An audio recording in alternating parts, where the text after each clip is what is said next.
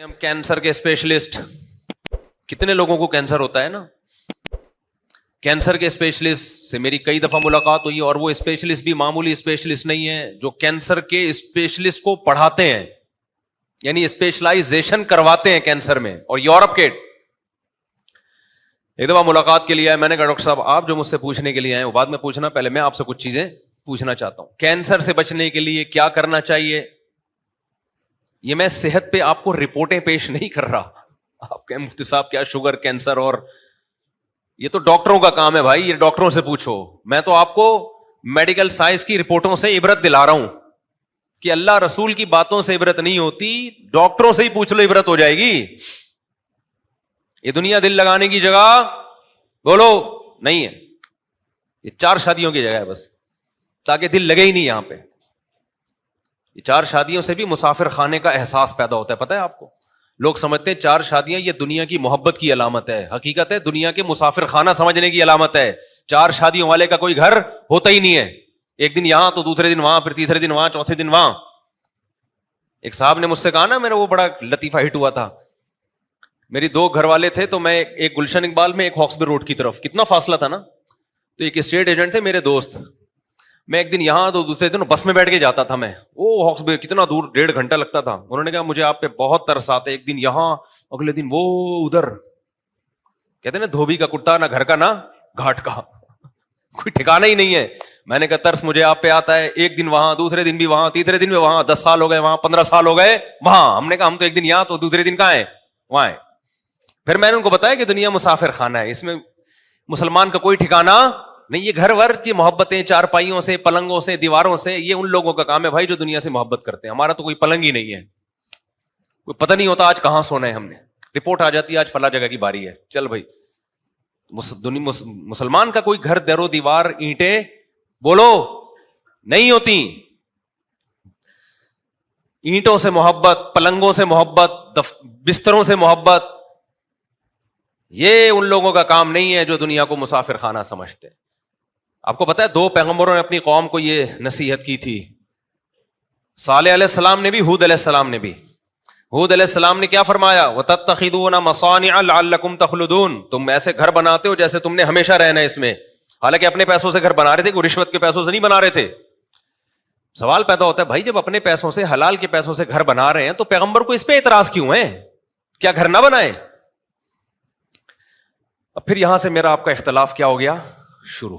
اختلافی مسائل چھیڑ دیتے ہیں مفتی صاحب. جب میرا یہ کلپ چلتا ہے نا، ذاتی گھر کوئی اتنی بڑی کوئی ضرورت نہیں ہے، تو لوگ پھر بہت اعتراض کرتے ہیں. میں نے گھر بنانے سے منع نہیں کیا بھائی، بار بار کہتا ہوں اگر بہت آمدن ہے تو بناؤ، زیادہ آمدن نہیں ہے تو مت بناؤ. کھانے پینے پہ زور لگاؤ پھر زیادہ.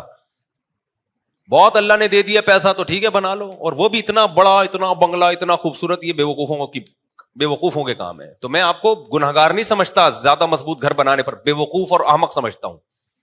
یعنی ٹانگیں قبر میں لٹکی ہوئی ہیں، پتہ ہے 10-20 سال کے بعد مر جانا ہے، اور اربوں روپے پھونک دیے بنگلہ بنانے پر، تو بے وقوف نہیں تو اور کسے بے وقوف کہتے ہیں میرے بھائی؟ شوگر کا اسپیشلسٹ کہہ رہا ہے کوئی شوگر کی گارنٹی نہیں ہے، کینسر کا اسپیشلسٹ کہہ رہے ہیں کینسر کی گارنٹی نہیں ہے، ہارٹ پیشنٹ کے کبھی بھی مر سکتا ہے، پھر اربوں روپے پھونک دیے کس میں؟ سریے اور دیواروں میں.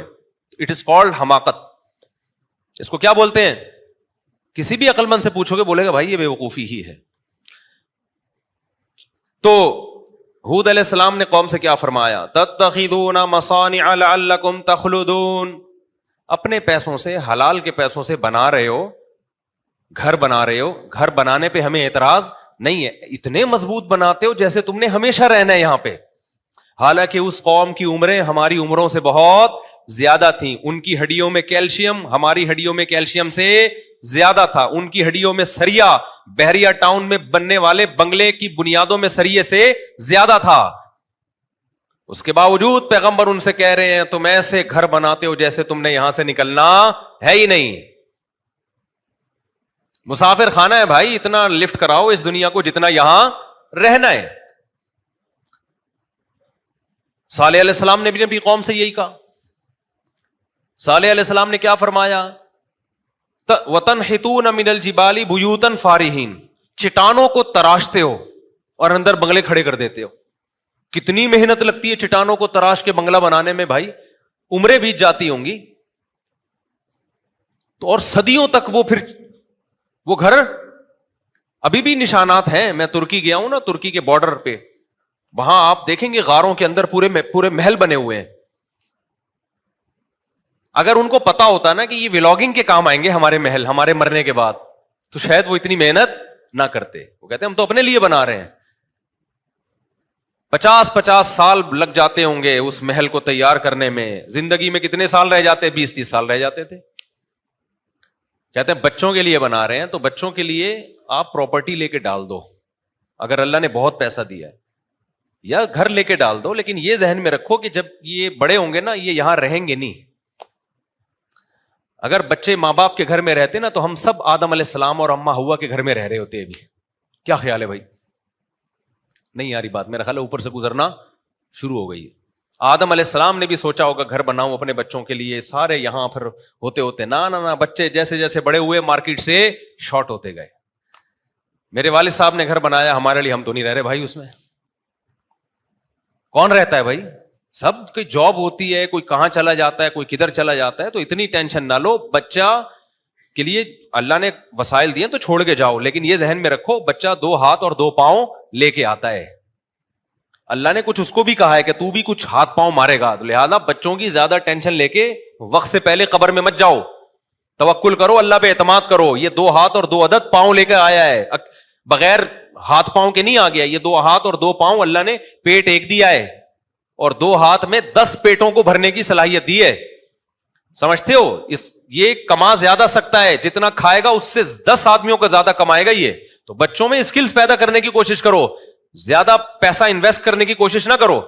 اور میں نے دیکھا ہے جن لوگوں نے بچوں کے لیے بڑی بڑی جائیدادیں چھوڑ کر گئے ہیں, بچوں میں کوئی اسکلز تو تھی نہیں, کمانے کا کوئی طریقہ تو آتا نہیں تھا, وہ سارے کروڑ روپے بچے برباد کر کے پھر زیرو ہو کے بیٹھ جاتے ہیں. اس لیے بچوں میں کوئی قابلیت پیدا کرو, اس کو زیادہ فوکس کرو. آپ دولت جمع کرنے کو زیادہ کیا کر رہے ہو؟ فوکس کر رہے ہو. اور بچہ بالغ ہو جائے نا, پڑھائی سے زیادہ کاروبار کی فکر کرو اس کی. پڑھائی میں آج کل کچھ نہیں رکھا ہوا. پڑھانا ہے تو گھر میں ہوم اسکولنگ میں پڑھاؤ. کچھ یہ الگ سے ٹاپک ہے, اس پہ تو بہت کچھ بولنے کا ہے ابھی. تو مسلمان تو ہمیشہ تجارت کیا کرتے تھے بھائی. جو تجارت میں نہیں چل رہا اس کو بولو تو کماؤ پوت بنے گا, ٹھیک ہے, تو جاب کرے گا جا کے. اصل تو مسلمانوں کا کام کیا ہے؟ بولو نا, بزنس ہے. صحابہ نے سب نے تجارتیں کی. یہ تو انگریز کے آنے سے پہلے ہم تو سارے باپ دادے بزنس کرتے تھے, زمینداری اور بزنس. یہ تو انگریز کو دفتروں کے لیے ملازم چاہیے تھے, ہم لوگوں کو اس نے بوٹ پالش پہ اور کلر بنا کے بٹھا دیا. اور اگر جاب کرنی ہے تو وہ جاب کرو جس کا کوئی ویژن ہو, یعنی کسی ادارے جس کا کوئی بڑا ویژن ہو, اس ادارے میں جاب کرو تاکہ آپ کی اس جاب سے انسانیت کو فائدہ ہو.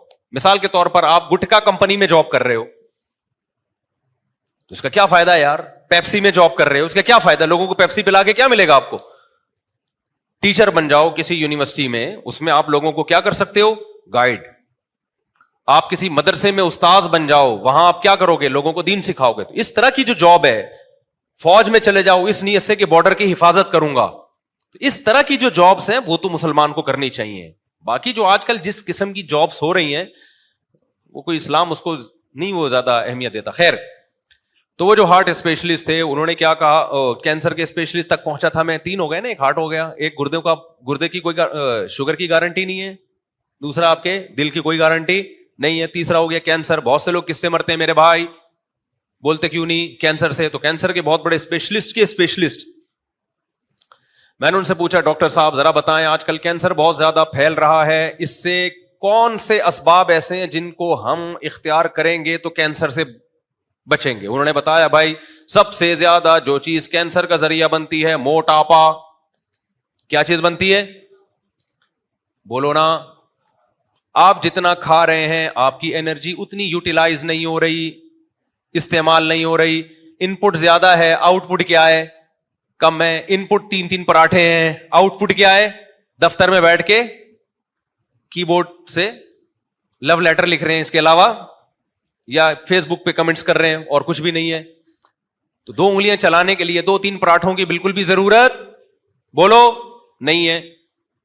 سب یہی کر رہے ہیں, سب یہی کر رہے ہیں. ہو سکتا ہے میں کوئی ایسا نہیں ہو کہ میں کوئی, آپ سمجھ رہے ہیں کہ مجھ سے آپ پتہ نہیں شاید 2 نوالے صبح ایک کھجور کے چکھ لیتے ہوں گے, हम सब इस बीमारी में मुब्तला हैं, हमारी मेहनत कम है और खुराकें क्या हैं, बहुत ज्यादा। तो मैंने कहा डॉक्टर साहब फिर क्या करना चाहिए? उन्होंने कहा वजन नहीं बढ़ने दो मेरे भाई, खास तौर पे 40 साल के बाद किसी कीमत पे वजन बोलो नहीं बढ़ने दो। मीठा क्या करो मेरे भाई, 40 साल के बाद खासतौर पे जो चीनी है इसको क्या कर दो, छोड़ दो। अच्छा मैंने कहा भाई सिगरेट, हाँ मैंने कहा और क्या? उन्होंने कहा गुटखा, गुटके से मुंह का कैंसर, गले का कैंसर, तंबाकू से, मैंने तो अपनी खुद जिंदगी में इतने कैंसर के गुटके वाले देख लिए हैं। और क्या होता है भाई? और उन्होंने कहा कि ये होता है कि जी आप सिगरेट पीते हैं तो उससे क्या होता है, बोलो ना, बता दो अपनी जबान, कैंसर का इम्कान बहुत ज्यादा बढ़ जाता है। मैंने कहा अच्छा सिगरेट भी एक बंदा नहीं पी रहा, गुटखा भी नहीं खा रहा, पान भी नहीं खा रहा, वजन भी उसका क्या है, फिट फाट, जॉगिंग करता है, जिम जाता है, खुराकों पे कंट्रोल है, डॉक्टर साहब गारंटी लेते हो कैंसर नहीं होगा। आपको सुन के रोना आएगा। इतना कुछ करने के बाद ना वो कहते हैं गारंटी फिर भी बोलो सब कुछ सही आ रहा हो फिर भी हो जाता है। वो मुझे फिर लतीफा याद आता है, सुनाई देता हूं। इतना कुछ करने के बाद भी अब आदमी इतनी मेहनत करे तो डॉक्टर साहब गारंटी दो ना कैंसर नहीं होगा। डॉक्टर साहब कहते हैं कैंसर फिर भी हो सकता है। वो मुझे लतीफा याद आ जाता है। ऐसे मौके पे एक आदमी अपनी बीवी की कभी तारीफ नहीं करता था, उसको अच्छी नहीं लगती थी वो। तो एक दिन बीवी ने कहा कि भाई थोड़ा सा आज मैं मेकअप करती हूँ, कुछ साड़ी अच्छी पहनती हूँ, कुछ चूड़ियां वूड़ियां, बड़ा जबरदस्त जीनत इख्तियार की ना उसने। अपने शोहर से कहा बताइए ये मेरी चूड़ियां कैसी लग रही हैं। हाँ, शोहर ने जब देखा ना बेगम पे, बेगम को से कहा था यार आज तो बड़ी खूबसूरत चूड़ियां पहनी हुई हैं। कहती है थैंक यू जी। आज तो बेगम बड़ा टाइट मेकअप लगाया हुआ है, थैंक यू जी। आज तो तुमने साड़ी भी बड़ी खानदानी पहनी हुई है, बड़ी बेगम खुश हो रही है ना, थैंक यू जी। अच्छी फिर भी नहीं लग रही है। ये सारी चीजें बहुत अच्छी तुमने पहनी हुई हैं मगर तुम अच्छी बोलो फिर भी नहीं लगी। हमारे एक दोस्त थे, उनको रंगीन टोपियां पहनने का शौक था जब हम कॉलेज में पढ़ते थे, कलरफुल टोपियां। मुझे यह था कि टोपी पहननी है तो ये सादा चाइना वाली, उनको शौक था नीली पीली ना बत्तियां लगी हुई उसमें, तो बड़ी चमकदार किस्म की टोपियां खरीद के, मेरे क्लास फेलो हैं, बयान भी सुनते हैं। एक दिन मैंने उनसे कहा, मैंने कहा यार ये तुम क्या नीली पीली पहन रहे हो? कह रहे यार अच्छी नहीं लग रही टोपी। मैंने कहा देखो टोपी का अच्छा लगना काफी नहीं है, टोपी पहन के बंदा भी अच्छा लगे। ये टोपी वाकई बहुत खूबसूरत है, इसे पहन के बंदा अच्छा नहीं लगता। मैंने कहा आप क्या करो, चूड़ियां पहन लो, चूड़ियां तो खूबसूरत होंगी लेकिन बंदा पहन के अच्छा लगेगा चूड़ियां पहन के। एक बड़ा खूबसूरत सा दुपट्टा है, उसमें वो पीको शीको हुआ हुआ है, दुपट्टा तो बड़ा खूबसूरत है लेकिन वो जब आदमी पहनेगा तो अच्छा लगेगा। तो हर अच्छी चीज इस्तेमाल के बाद वो चीज तो अच्छी होती है, जरूरी नहीं कि बंदा भी अच्छा लगना शुरू कर दे वो। तो उस आदमी ने अपनी बेगम के हर चीज की तारीफ की, आखिर कहा अच्छी तू फिर भी, ये सारी चीजें अच्छी हैं मगर तू अच्छी नहीं लग रही। तो डॉक्टर साहब की उस बात से ना मुझे ये लतीफा याद आया। मैंने कहा डॉक्टर साहब उसने सिगरेट भी छोड़ दी, गुटखा भी छोड़ दिया, पान भी छोड़ दिया, एक्सरसाइज भी कर ली, खुराक पे कंट्रोल भी कर लिया, कैंसर से बचने की गारंटी फिर भी नहीं है।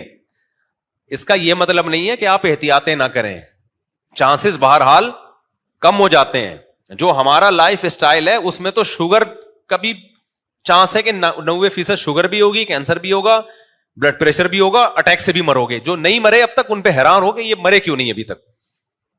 तो मैं ये नहीं कह रहा कि आप एहतियात ना करें, लेकिन गारंटी डॉक्टर साहब की तरफ से मेरे भाई बोलो कोई भी नहीं। और इससे आगे चल के एक और बात करता हूं मैं, अगर डॉक्टर गारंटी ले भी ले, डॉक्टर कहे भाई तेरा लाइफ स्टाइल इतना खानदानी है ना, ओहो हो, कि अभी WHO की एक रिपोर्ट आई है कि जिसका ऐसा लाइफ स्टाइल होगा उसके बारे में WHO की तरफ से गारंटी है कि ना इसको कभी शुगर होगी, ना ब्लड प्रेशर होगा, ना इसके गुर्दे कभी खराब होंगे, ना इसको हार्ट अटैक होगा, ये 150 साल जिएगा। ये अव्वल तो ऐसी कोई गारंटी है नहीं। फर्ज करो साइंस ने इतनी तरक्की कर ली कि ऐसी चीजें इजाद हो गई हैं कि अब जी 150 साल तक ये मेडिसिन जो लेगा या ये खुराक जो खाएगा वो कब तक जिंदा रहेगा? 150 साल तक। फर्ज करो साइंस ने तरक्की कर ली। तो मुझे एक बात बताओ, कराची में जो गटर के ढक्कन है उनकी कोई जिम्मेदारी लेगा? चलता हुआ आदमी कहां गिर जाता है? बोलो। ना शुगर थी, ना ब्लड प्रेशर था, गटर देखता है? کہ چونکہ یہ شوگر بھی نہیں ہے, اس کو WHO نے سرٹیفکیٹ دیا 150 سال زندہ رہے گا, لہذا اس کو نیچے گرنے سے کیا کر لو, روک لو.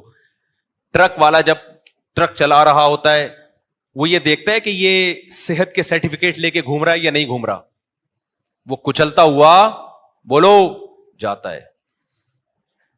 کوئی گارنٹی نہیں ہے بھائی. آپ کہہ سکتے ہو یہ حادثات, امریکہ میں تو گٹروں کے ڈھکن ہوتے ہیں, چلو ہم امریکہ چلتے ہیں, وہاں جا کے رہیں گے, وہاں یہ حادثات کا چانس کم ہے.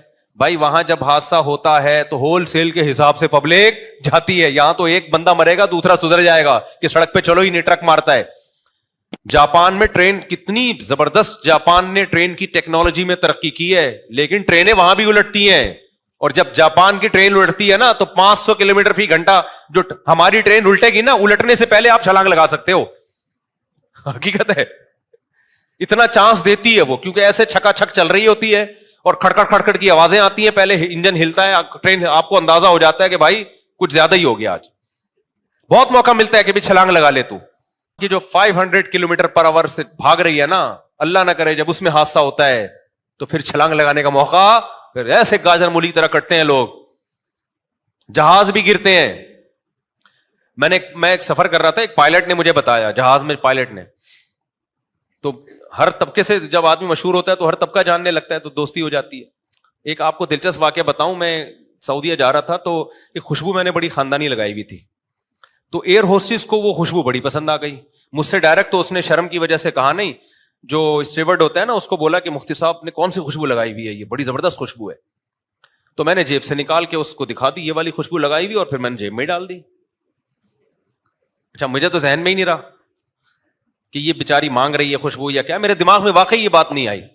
اچھا اب میں نے اپنے دوستوں کو جا کے بتایا کہ یار یہ خوشبو, اب ہر آدمی وہ خوشبو مجھ سے مانگ رہا ہے.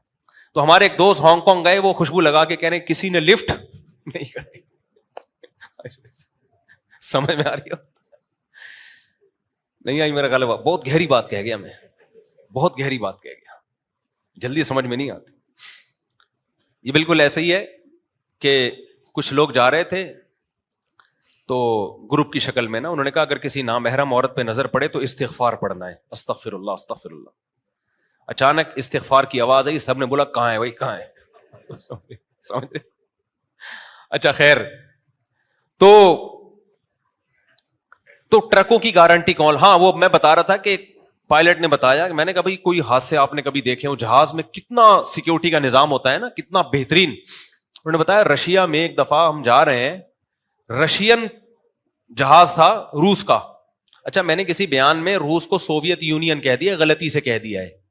تو سوویت یونین تو افغانستان کی لڑائی کے بعد مارکیٹ سے شارٹ ہو گیا. تو لوگ ایسی غلطیاں پکڑتے ہیں, پھر طنز یہ کرتے ہیں ان کو ہسٹری کا نہیں پتا. اب ہمیں کیوں نہیں پتا افغانستان کی اور رشیا کی ہسٹری کا, تو یہ سبقت لسانی سے. اسی طرح میں نے ایک دفعہ بیان میں فلا صدقہ میں ترجمہ غلطی سے کر دیا کہ صدقہ نہیں دیا اس نے, حالانکہ صدقہ یصدقو کا معنی تصدیق کرنا ہوتا ہے.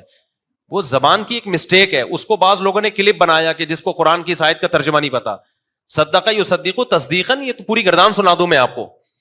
تو وہ منہ سے غلطی سے نکل گیا, وہ بیان میں بعض دفعہ دھیان کہیں اور ہوتا ہے, تو صدقہ میں وہ لفظ آ رہا ہے نا, اور پھر قرآن میں ہمیشہ نماز صدقہ ساتھ ہی ہے, اس لیے توجہ نہیں گئی اس طرف. تو لیکن لوگ ایک دم غلطی پکڑ کے کلپ بناتے ہیں, قرآن نہیں آتا. تو ایسی سبقت لسانی جسے کہتے ہیں نا, زبان سے آدمی سوچ کہیں اور ہوتی ہے کہیں اور, تو اس کو ایک دم سے فتویٰ نہ لگا دیا کریں کسی کے بارے میں. تو روس کا ایک جہاز تھا, انہوں نے بتایا پائلٹ نے کہ وہ جہاز جس ٹریک پہ ہم جا رہے ہیں نا سامنے سے اسی پہ آ رہا تھا, حالانکہ جہازوں میں ایسا نہیں ہوتا. اور کہہ رہے ہیں کہ 5 کلومیٹر دونوں جہازوں کا فاصلہ. تو وہ جہاز میں نا ایک آٹومیٹک الارم بجتا ہے جو ایمرجنسی کا ہوتا ہے, یعنی چند سیکنڈ کے بعد دونوں جہازوں نے آپس میں ٹکرا جانا تھا, چند سیکنڈ کے بعد. پیچھے مسافروں کو کچھ نہیں پتا تھا کیا ہو رہا ہے, لیکن آگے پائلٹ کی حالت کیا ہوئی ہوگی آپ سوچو کہ 5-10 سیکنڈ کے بعد ہمارے پرخچے اڑ جانے. کہہ رہے ہیں وہ اللہ کا فضل یہ ہوا کہ وہ کوئی آٹومیٹک سسٹم لگا ہوتا ہے, اس نے ٹرن لیفٹ کا کہا اور سامنے والے جہاز کو بولا ٹرن لیفٹ, تو اس نے ادھر لیفٹ کیا, ادھر. یہ 1-2 سیکنڈ کے اندر کرنا ہوتا ہے پائلٹ نے. حالانکہ ایسے موقع پہ انسان بوکھلا جاتا ہے کہ بھائی یہ کیا ہو گیا, پتا چلا ٹرن لیفٹ بولا اور اس نے رائٹ کر دیا. تو کہہ رہے وہ لیفٹ ہوا ہے اور دونوں جہاز یوں گئے ہیں ایسے کر کے, سلام دعا کرتے ہوئے، الیکس سلیکٹ کرتے ہوئے. پیچھے لوگوں کو نہیں پتا کیا ہوا ہے، وہ تو تھوڑا سا ہلے اور سیدھے ہو گئے. تو میں نے کہا ایسا ہوا کیوں ہے، سسٹم کی خرابی. انہوں نے کہا نہیں، رشیا میں بعض دفعہ پائلٹ پی کے نکلتے ہیں. حالانکہ کتنا ان کا سسٹم ہے چیک کرنے کا، پائلٹ کا نا، الکوہول کتنی اس کی باڈی میں، بہت زبردست سسٹم ہے. اس کے باوجود بھی بھائی یہ سسٹم انسان کا بنایا ہوا ہے، انسان سے غلطی. وہ پائلٹ پی کے نکلے تھے تو پائلٹ سمجھ رہا تھا پائلٹ ہو گیا الٹا. میرا خیال ہے یہ پینے کے بعد جو ہے نا وہ الٹا ہوتا ہے، تو وہ ہو گیا الٹا. وہ سمجھا کہ جہاز الٹا ہوا ہے، تو جہاز کو سیدھا کرنے کی کوشش کی ہوگی اس نے. ایک شرابی جیسے ہے نا، وہ مشہور واقعہ ہے کہ شراب کتنی بری چیز ہے. دیکھو آپ، دونوں جہازوں کے پرخچے اڑا دینے تھے اس نے. خیر بچ گئے، پتہ نہیں کیس ویس ہوا ان کے خلاف، کیا ہوا ہوگا.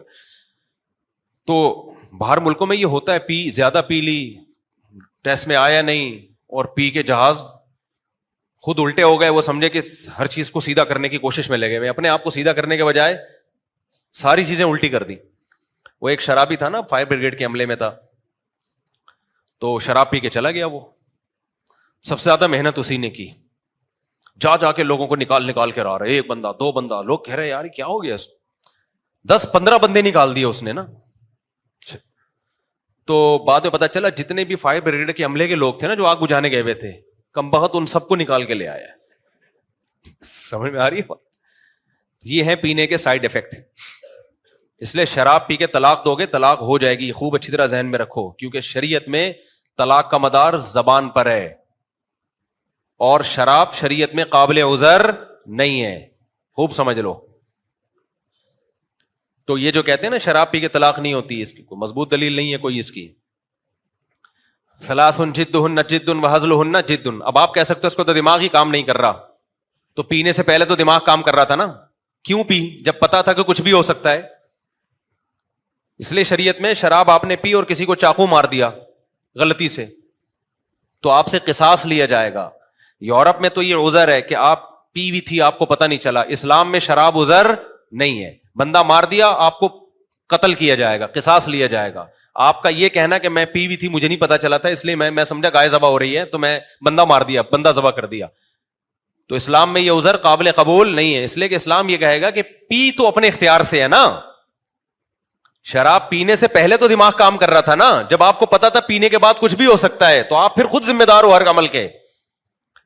سمجھتے ہو کہ نہیں سمجھتے ہو؟ آج کیونکہ شراب کا رجحان بڑھ رہا ہے اور دے دنادن طلاقیں نکال رہے ہیں، اور میں ان کی عورتوں سے کہتا ہوں کہ وہ کہتی ہے نا فتویٰ لاتی ہیں کہ طلاق نہیں ہوئی، میں کہتا ہوں کہ شکر ادا کرو طلاق ہو گئی ہے. کیونکہ کل آج جو شراب پی کے تمہیں 3 طلاقیں دے سکتا ہے، کل وہ شراب پی کے گلا بھی دبا سکتا ہے. کل جیسے طلاق دے کے بول رہا ہے میرا دماغ کام نہیں کر رہا تھا، کل گلا دبا دے گا، دانت توڑ دے گا، بولے گا میرا دماغ کام بولو نہیں کر رہا تھا. کچھ بھی کر لے گا، وہ تو اچھا ہے، جان چھوڑ گئی اس سے. تو خیر، تو اب دیکھو کتنا، یعنی اب کتنا زبردست سسٹم ہے. پھر بھی حادثے کا امکان جہاز میں ایسا نہیں ہوتا کہ 100% کیا ہو جائے، امکان ہی ختم ہو جائے. نہ امکان نہیں ختم ہوتا.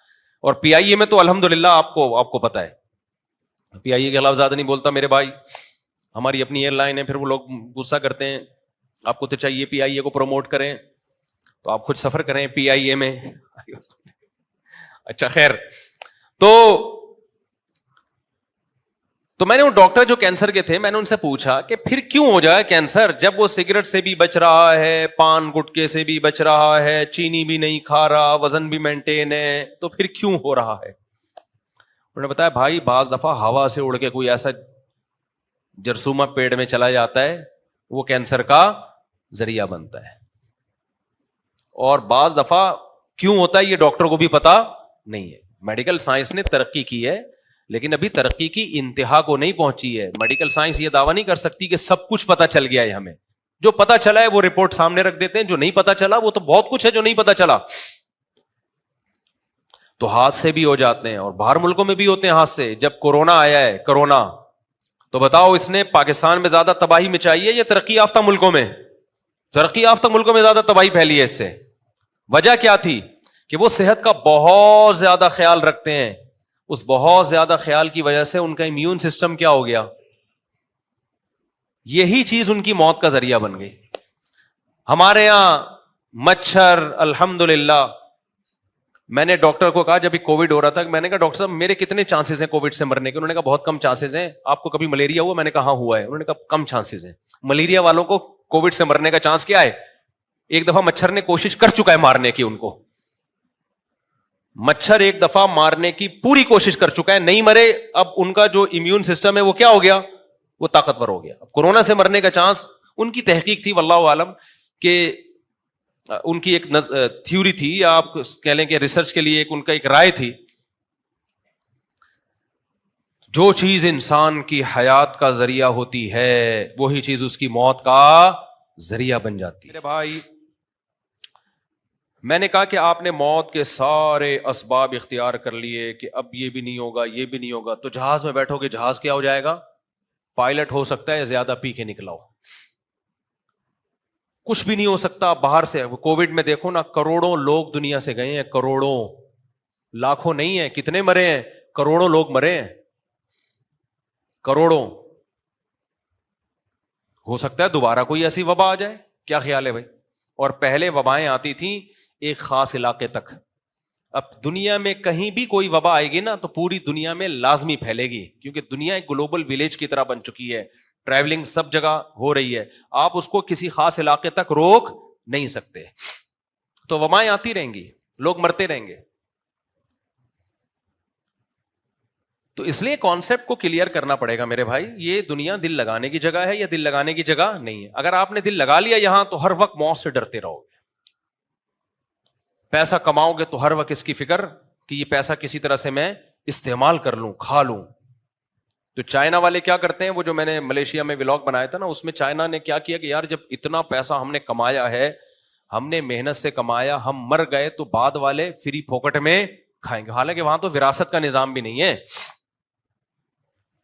تو انہوں نے قبریں بنوائی کہ یہ ساری دولت ہمارے ساتھ قبر میں دفن کی جائے. اور یہ رواج فرعون کے زمانے سے چلا آ رہا ہے. پہلے غیر مسلموں میں بہت رواج تھا, ان کو توقع نہیں ہوتی تھی کہ ہم ایسے مر جائیں گے, تو وہ کیا کرتے تھے, موت کے وقت وصیت کرتے کہ یہ سونے چاندی کے ڈھیر اور یہ اتنی دولت ہمارے ساتھ قبر میں دفنا دو. دل چھوٹا ہوتا ہے نا کہ میرے بعد فری پھوکٹ میں کھائیں گے نا لوگ, کچھ محنت تو ہے نہیں ان کی, اور یاد بھی نہیں رکھیں گے تھوڑے دنوں تک. دنیا پرست لوگ تو اپنے ماں باپ کو یاد بھی نہیں رکھتے. دیندار آدمی تو ابا کی وراثت کھاتا ہے تو ساری زندگی دعاؤں میں یاد بھی رکھتا ہے. آج میں ملتا ہوں بہت سے دینداروں سے, کل میں ملا, بہت اللہ نے ان کو نوازا, کہتے ہیں یار یہ سب میرے والد کی محنت ہے, والد صاحب کی, میرا کیا ہے, یہ دکان والد صاحب نے بنا کے دی تھی, انتقال ہو گیا, بس ہم تو کہتے ہیں ان کے لیے دعائیں کرتے ہیں. تو یہ تو نیک لوگ کرتے ہیں, ورنہ دنیا دار آدمی تو 3-4 دن میں ابا کو کیا کرتا ہے, بھول جاتا ہے. تو اب کیا کیا چائنا والوں نے, وہاں بہت بڑا قبرستان نا, جو بڑے بڑے ملینز اور بلینئرز جو ہے وہ وہاں پہ دفن ہوتے ہیں. وہ کیا کرتے ہیں, اب وہ قبرستان ایک بزنس بن گیا ہے, بڑے لوگ وہاں دفن ہوں گے تو زمین کی قیمت بڑھ گئی, تو اپنی زندگی میں قبر خریدتے ہیں, اور پھر کیا کرتے ہیں, قبر خریدنے کے بعد اسی دولت سمیت اس قبر میں دفن ہو گئے. لیکن آپ کو پتا ہے چرسی دنیا میں ہر جگہ ہوتے ہیں, ہیروئن الحمدللہ دنیا میں ہر جگہ. ابھی ہمارے ہاں یہ ہوا ہے کہ پرسوں رات کو 2:30-3 بجے کھٹ پٹ کی آواز آئی گارڈز کو, یہ باہر نکلے تو 3-4 چرسی بجلی کے کھمبے پہ چڑھے ہوئے ہیں. چرسی نہیں, ہیروئن تھے, اور 2-4 ریکی کر رہے ہیں کیونکہ دیکھ تو نہیں رہا. ایک کے پاس گدا گاڑی. یہ میں اس لیے بتا رہا ہوں تاکہ آپ لوگ ذرا محلے میں ہوشیار ہو جائیں. انہوں نے جا کے ان چرسیوں کو اتارا, سب کو اریسٹ کر کے ہاتھ باندھ کے یہاں مسجد میں لا کے بٹھا دیا. آپ ان کی ہمت دیکھو یار, کتنا, میرا خیال ہے 100 کلو سے زیادہ وزنی لوہا ہوگا, وہ جو پلیٹیں لگی ہوتی ہیں اس کا نام مجھے نہیں پتا, وہ انہوں نے کٹر سے کس طرح نٹ کاٹ کے اتار لیا. اتنا بھاری بھرکم, اتنی بھاری پلیٹیں, ٹھیک ٹھاک بھاری لوہا تھا, اور ان کی صحتیں آپ دیکھو تو ایسے پسلیاں نکلی ہوئی ہیں ان کی. ہیروئن کی کیا صحت ہوتی ہے, چڑھا کیسے اوپر. پھر ہم نے کیمروں سے دیکھا, ہمارے کیمرے لگے ہوئے نا, تو چڑھتے ہیں اور کیسے کاٹ رہے ہیں, ایسے کٹر تھے ان کے پاس, کٹ کٹ کٹ کٹ کٹ ایسے. اسلحہ نہیں تھا ان کے پاس, اس لیے میں نے ان کو بولا ہاتھ ہلکا رکھو, اسلحہ نہیں ہے. اسلحہ ہوتا ہے نا, ڈاکو پہ ہاتھ ہلکا نہیں رکھنا چاہیے. تو وہ جب چرسیوں کو, ہیروئن چیوں کو نیچے لائے, یہ لوگ گرفتار کر لیا ہم نے, فجر کی نماز کے بعد جا کے ان کا معائنہ کیا نا, میں نے کہا ان کو پہلی فرصت میں چھوڑ دو, کوئی بھی مرا گیا نا ہمارے لیے مسئلہ, کیونکہ لگ رہا تھا سردی ہے نا, سردی. ایک تو کانپ رہا تھا, کہہ رہا تھا بھائی اچھا اس کو اس کی فکر نہیں تھی پلیٹوں کی, ایک کو وہ اپنا پائپ چاہیے تھا, پائپ گم گیا تھا. پھر اس نے کہا میں مر جاؤں گا مجھے اگر پائپ نہیں ملا. میں ہم نے کہا بھائی پائپ لا کے دے اس کو, یہ مر گیا تو یہ نہیں مرے گا, ہم مریں گے, کیس بنتا ہے, آپ کو پتا ہے نا ہماری مسجد سے لاش ملی ہے. اچھا محلے میں جو بھی آ رہے ہیں زیارت کے لیے 2-3 چپیٹ اس کو, لوگوں کو موقع مل جاتا ہے کہ یار تبرکن دادی کے سال ثواب کے لیے چل بھائی ٹھش ایک لگایا, ابا کے سال ثواب. چوروں کو مارنے کو لوگ سمجھتے ہیں ثواب ہے. مجھے بار بار یہ فکر ہو رہی کہ یہ ہڈیاں نکلی ہوئی ہیں ان کی اور کمیزیں اتری ہوئی ہیں, ننگے پتنگے بیٹھے ہوئے ہیں, یہ سردی الگ ہو رہی ہے, کانپ الگ رہے ہیں, ہیروئن ان کو ملی نہیں ہے. ایک ان کے پاس ذریعہ تھا, یہ سریا جو اتنا لوہا انہوں نے اتارا ہے وہ بیچ کے ابھی پڑیا ملے گی ان کو, وہ بھی ان کا آپشن کیا ہو گیا, ختم. اب ہم ہیروئن کا انتظام تو کر نہیں سکتے ان کے لیے, ان کو تھانے میں پولیس کے حوالے کرو بھائی, جان چھڑاؤ ان سے.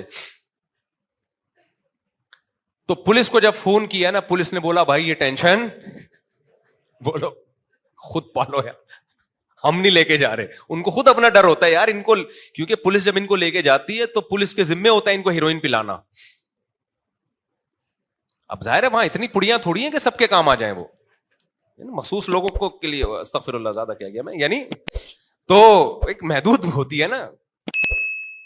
تو خیر ہم نے پھر ان کو کھول دیا, ہم نے کہا جاؤ بھائی یہاں سے, دوبارہ یہاں رخ نہیں کرنا.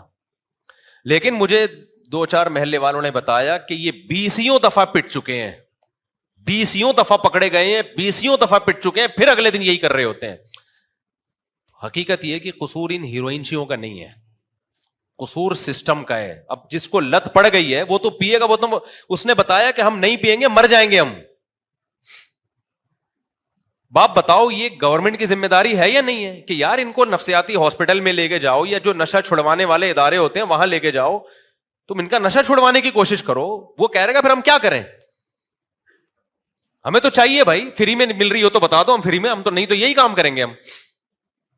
پھر ہمارے ایک دوست آئے, انہوں نے بتایا کہ ہم نے اپنے علاقوں سے 5, میں ایک پیکج دے رہا ہوں آپ کو ہیروئنچیوں کے لیے, بہترین پیکج ہے. انہوں نے بتایا کہ ہم نے اپنے علاقے سے 4-5 ہیروئنچی اسی طرح کھمبے سے پکڑے, چوری کر رہے تھے, اور روزانہ چوریاں. اور ہمارے یہاں بھی بکری بھی چوری ہوئی, اب مجھے لگ رہا ہے انہوں نے پی گئے, یہ 2 بکری کے بچے چوری ہوئے یہاں سے, جنریٹر کی بیٹری چوری ہوئی ہے. تو اب تو ہمیں لگا کہ بھائی یہ سارا کام یہی, اور ہر جگہ سے کر رہے ہیں. تو ہمارے ایک دوست نے بتایا کہ یار بہت زیادہ چوریاں ہو رہی تھیں, تو پھر جب یہ ہیروئنچی ہم نے پکڑے ہیں تو کہتے ہیں ہم نے مارنے پیٹنے کے بجائے نا, ہم نے کہا تمہیں ہر مہینے کتنا پیسہ چاہیے. انہوں نے بتایا کہ اتنا 20,000 30,000 کچھ ایسے بتایا. انہوں نے کہا یار دیکھو تم یہاں چوکی داری کرو, 20,000 ہم سے لے لیا, ہیروئن نہیں دیں گے ہم, پیسے دیں گے تمہیں تنخواہ. کہہ رہے ہیں اس دن کے بعد سے جتنے چور پکڑے ہیں نا ہیروئنچیوں نے پکڑ کے ہمارے حوالے کیے. نہیں ہے بات, میرا خیال ہے سیکیورٹی کا نظام ہیروئنچیوں کے حوالے کر دیا تو چوریاں کیا ہو گئیں, بند. کیونکہ بےچارے مجبور تھے بھائی, وہ مجبور تھے, ان کو سٹا چاہیے, یا تو آپ ان کو کسی ہاسپٹل میں لے جاؤ چھڑواؤ, چائے نہیں چھوٹتی لوگوں سے, ہیروئن کہاں سے چھوڑے گا وہ. اب گورنمنٹ کی ذمہ داری ہے ایسے لوگوں کو پکڑ کے علاج کروائے, اور پھر ان کا حساب کتاب رکھے, اور پھر بھی کوئی پیتا ہوا پکڑا جائے تو اصل تو پیتا ہوا پکڑا جانے والا تو مجرم ہے. سوال پیدا ہوتا ہے ان کو پرووائڈ کون کر رہا ہے. سعودی عرب میں ذرا سا شک ہوا تھا کہ ہیروئن یہاں آئی ہے, پورے ملک میں جو ہے نا ایمرجنسی نافذ کر دی تھی, جب تک وہ ہیروئن کی پڑیائیں پکڑ نہیں لی ان لوگوں نے, وہاں کی گورنمنٹ چین سے نہیں بیٹھی ہے, اور وہ پکڑتے ہی فوراً گردن اڑا دیتے ہیں جو ہیروئن اسمگل کر رہا ہے. نہیں آئی میرا خیال ہے بات سمجھ میں. تبھی ایئرپورٹوں پہ لکھا ہوتا ہے کہ بھائی سعودی عرب میں نشہ اگر آپ لے کر گئے تو آپ کا سر قلم کر دیا جائے گا. وہ نہیں سنتے کسی کی بات. تو ایسا قانون اگر ہمارے ملک میں آ جائے تو اچھا نہیں ہے, کیا خیال ہے بھائی؟ کتنے لوگوں کو یہ نشے کی عادت, تو اصل تو وہ اسمگلر ہے, ان کو پکڑو بھائی, کون ہیروئن لے کر آ رہا ہے یہاں پہ.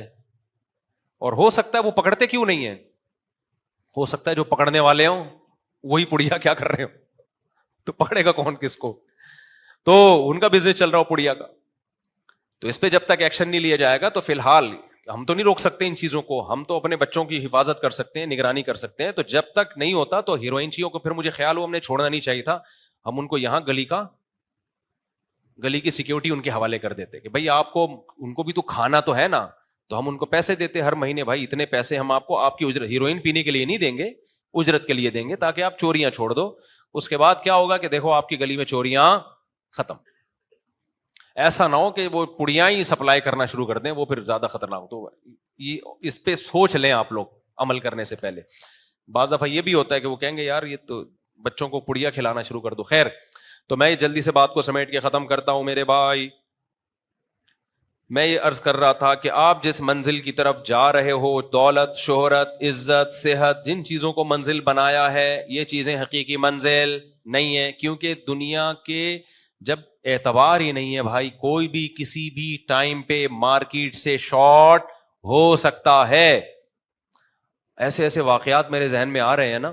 ہمارے ایک دوست محلے میں کسی کا انتقال ہوا تو وہ بڑے لمبے آدمی تھے. جب قبر بنائی ہے نا تو ان کو کہا کہ آپ بھی میت کے قد کے ہی ہیں, آپ ذرا اس میں لیٹ کے دیکھیں کہ پورے آ رہے ہیں کہ نہیں آ رہے. صحت مند جوان آدمی تھے, وہ لیٹ گئے. ٹھیک ہے جی, پورا آ رہا ہوں میں, میرے ہی قد کے تھے وہ ان صاحب کے قد کے, میرے قد کے نہیں, ان صاحب کے قد کے. ان کو قبر سے باہر نکال دیا. ٹھیک ہے جی, قبر پوری ہے. اللہ کی قدرت, وہ بڑے مضبوط دل کے, ایسا نہیں کہ آپ سمجھے قبر میں لیٹنے سے ڈر گئے, وہ ایسا کچھ نہیں ہے, میں جانتا تھا ان کو.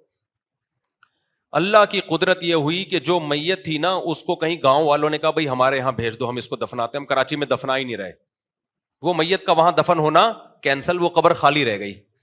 میت کو لے گئے کہیں گاؤں میں, اور ان کو ہارٹ اٹیک ہوا ہے, ان کی انتقال ہوا, اور سچی مچی میں وہ اس قبر میں بولو دفن ہوئے. کیا وہ تصور کر سکتے تھے جب اس قبر میں لیٹ رہے تھے کہ میں نے ہی یہاں آنا ہے؟ لیکن آپ کو میں ایک بات بتا دوں, ان چیزوں کی وجہ سے وہم کا شکار نہ ہو. اگر کہیں قبر میں لیٹنا پڑ جائے تو کوئی کچھ بھی اس سے مرتا نہیں ہے انسان, کیونکہ جن کا ایمان کمزور ہوتا ہے نا وہ کہتے ہیں اصل میں وہ اسی چکر میں مرے ہیں کیونکہ قبر میں لیٹ کے چیک کر رہے تھے. تو یہ بدشگونی اسلام میں جائز. جس نے نہیں مرنا ہوتا وہ روزانہ قبروں میں ڈھکن ڈھک کے بھی سوئے گا نا, نہیں مرے گا وہ. یہ جو جادوگر چلے کاٹ رہے ہوتے ہیں قبروں میں بیٹھ کے تو کاٹ رہے ہوتے ہیں,